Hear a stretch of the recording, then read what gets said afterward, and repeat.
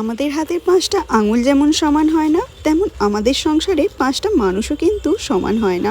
কিন্তু যেটা সবথেকে বেশি প্রয়োজন সেটা হলো এই সংসারে যার জন্য আসা সেই মানুষটা কেমন সেইটা সবার আগে জানার। কখনো এই মানুষটার উপরে কিন্তু ভীষণ রাগ হয়, মনে হয় একে যদি না বিয়ে করতাম তাহলে এই সংসারে এত জ্বালা আমার সহ্য করতে হতো না।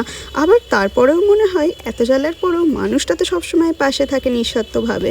যাই হোক, আজকে আমাদের অ্যানিভার্সারি, আর দেখতে দেখতে 8টা বছর কাটিয়েও দিয়েছি, আর 5 বছরের একটা ছেলেও আমার। আজকে আমাদের তেমন কোনো প্ল্যানিং ছিল না, তাই রাত্রির বেলা একটু ডিনারে বেরিয়ে পড়েছিলাম আর এসেছিলাম আজকে নোভ হোটেলে। এর আগেও আমি এখানে এসেছি, তবে এদের লাঞ্চের মেনুর থেকে কিন্তু ডিনারের মেনুটা অনেকটাই বেশি ভালো।